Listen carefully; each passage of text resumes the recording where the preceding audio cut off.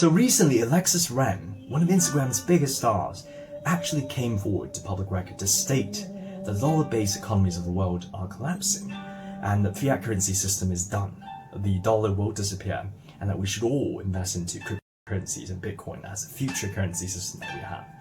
And I feel compelled tonight to share some thoughts about this because, as many of you know, I am very much fascinated with the way that information is perpetuated today. I personally have a deep passion for information and knowledge, of course, from my work at Empirics. But again, one of the issues I see today is that a lot of the very important information, particularly regarding areas that are very important, contentious or sensitive, like for example, economy, politics, or finance, even investments, things that really require us to have careful deliberation, they are more or less perpetuated by people, sometimes very influential people, without much deliberation, investigation, or really any attempt to foster discussion, and they are more or less perpetuated just like that.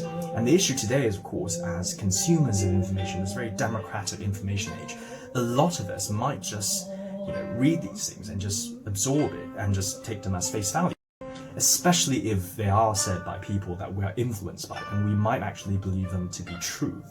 But when it comes to grandiose claims like the one that Alexis has just made, I think that really requires us to do a double check, to really look into it and really do a careful sort of investigation to really assess the veracity of it. Now, Alexis has said this, and really her reasoning is because, well, firstly, she thinks that the dollar-based economies, of course, particularly the fiat system, is essentially worthless, that the dollar is worthless because they are printing a lot of it and they are more or less ruining its value. It's revealed the truth of the world that this has all been a delusion. And she has specifically stated, and I quote, that it is essentially run on faith. We are just believing the system in its value when it's essentially worthless. We should now move towards really the new progressive model of currency, cryptocurrencies, the more libertarian currency that we have. And of course, particularly she refers also to the debt as well as the growing inflation in the States. Things that we really have to look at. She's saying that US economy is very much screwed.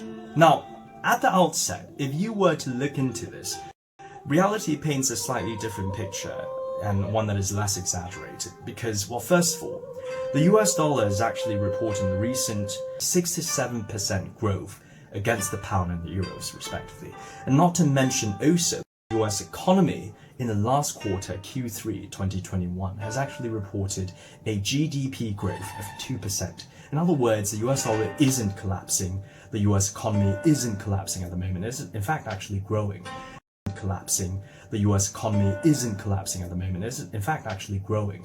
And not to mention the idea of dollar-based economies. The recent report by the International Monetary Fund has actually stated that more than 60% of foreign economies around the world are actually backed by the US dollar as its denomination. So in other words, the US dollar, the US economy, and the dollar-based economies are strong. And in fact, the US currency is one of the strongest currencies currently in existence. And it is very unlikely to see dollar-based economies disappear just like that. But of course, Alexis might be referring to some point in the future where there is an imminent collapse because it is essentially worthless. The idea that the government can just print money like that and more or less ruin its value in terms of its inflation and also the debt of the country is maybe a flashpoint to some future apocalyptic event for the economy. That's where we really have to look at currencies as a whole. If you were to look at currencies themselves, just the idea of a currency, currencies are intrinsically worthless. I mean, even if you were to imagine a minted piece of gold, a piece of gold bar, let's say, that is essentially worthless if you think about it, because it is essentially just a piece of metallic object. It has no intrinsic value, in the same sense that a paper of $100 bill has no value. But the value of the fiat currency system really comes from the fact that it's been sanctioned, intertwined with state power. The government has actually created this system, more or less, the monetary and banking system and fiat currency, as a way to govern society and its economy, to govern its commercial and economic activities. Government can do so through state power. It's used state power to, of course, create laws, it can enact taxation, it can, of course, use monetary policies to adjust the rates, and not to mention, in the event that it's necessary, the military power as well to protect its interests. All the state powers at disposal to organize society around that fiat currency. Now this sounds like, of course, a grand conspiracy, but it really isn't. Although intrinsically worthless, this fiat currency system allows the government to more or less govern society. And although you might think it is kind of scary to have our life more or less in the hands of the few at the very top, but of course over the past hundreds of years, the fiat currency system has allowed the government and really our society to prosper. We have seen incredible amounts of growth and human progression in terms of equal opportunities, the growth of industries, human progression through, of course, economic activity that's been spent.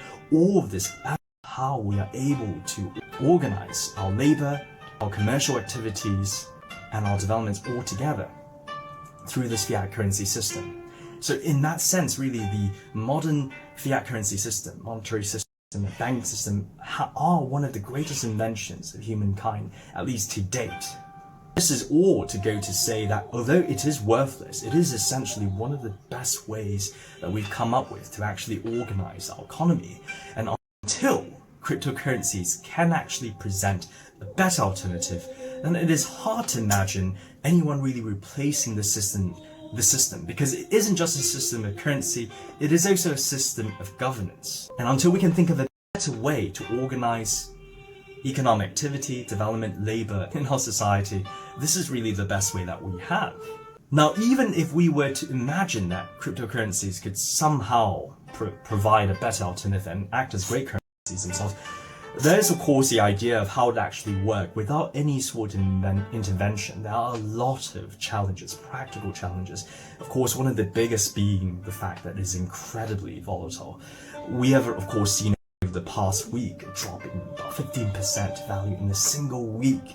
Something that you don't see with fiat currencies over the span of 4 years. You could see in a single week, not to mention many other practical challenges I've highlighted in some of my own videos, like for example issues with the medium exchange unit.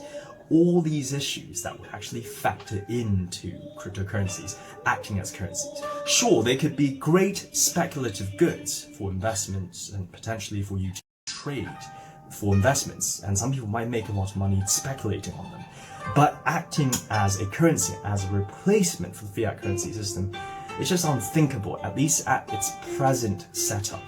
Of course, the future is full of possibilities, but at the current stage, it is hard to imagine how they present a better alternative. So all this to say that it is unimaginable that the fiat currency system will just collapse like this, because of course we don't have a better alternative just yet. Certainly cryptocurrencies are not better alternatives, at least at the very moment. Of course, the fiat currency system is not without its challenges. We are currently seeing challenges that are mentioned, especially in the political arena, regarding inflation and also debts. But here's a surprise. Inflation and debts are something that the fiat currency system and the dollar has faced over 100 years.